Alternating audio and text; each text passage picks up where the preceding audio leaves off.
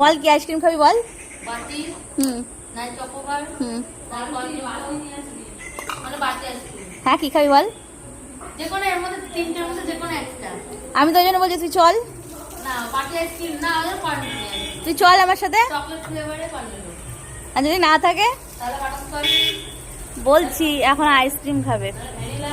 ভোলেনি, আমি হাজারবার অনেক কষ্ট করে চেষ্টা করছি ভোলানোর, কিন্তু ওরা আইসক্রিম খাওয়ার কথাটা বুঝতে পারছে না, সে ধরেই রয়েছে আইসক্রিম খাবে।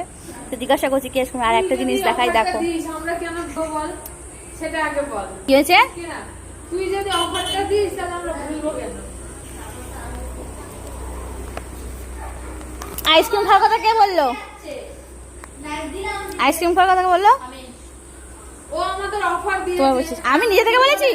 তুই বললে আইসক্রিম খাবি না অন্য কিছু খাবি, আমরা বলো আইসক্রিম আমি কখন বললাম আইসক্রিম খাওয়াবো। আমাকে কি পাগল মনে হয় নাকি? হ্যাঁ যা পাচ্ছিস তাই বলে যাচ্ছিস।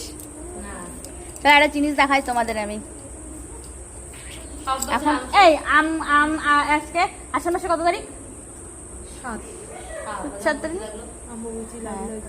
আষাঢ় মাসে 7 তারিখ। তো দেখাই, দেখো সবার বাগানে মোটামুটি আম শেষ। আমাদের বাড়িতে এখনো গাছে একটা আম গাছ আছে, আম গাছে আম রেখে দিয়েছে। দেখো ম্যাঙ্গো, আমরুপালি। দেখো আমরুপালি তো দেখো, দেখো আম ঝুলছে এখন।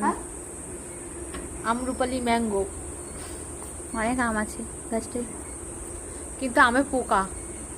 এই আমগুলো তো পোকা। না কাঁচা থাকলে পোকা হয় না, কিন্তু পেকে গেলে পোকা হয়। ওর থেকে ভাই কারবাইটে পাকিয়ে না ইয়ে করে কারবাইটে পাকিয়ে খেয়ে নিলেই তো হয়। তো অনেক আম আছে। আমি আমার বড় ননদকে দিলাম, ননদকে দিলাম আম পেড়ে কাটিয়ে গিফট করলো। ভাই আমার কাছে নিয়ে গেলে, আমি বাড়িতে নিয়ে গেলে আমি আম খেতে এত ভালোবাসি, ওবার আম পাকাতে লাগবে না, এমনি পেকে যাবে খেয়ে নেবো, একটু নরম হলেই খেয়ে নেবো। দেখ একটা এই আম দেখো খাওয়া গরু। হয়েছে। তো দেখলে পেকে গেছে, একটা আম খেয়ে নিয়েছে। আম রয়েছে এখনো। দাদা আমের গল্প করে দিই, আইসক্রিমটা নিয়ে আনি।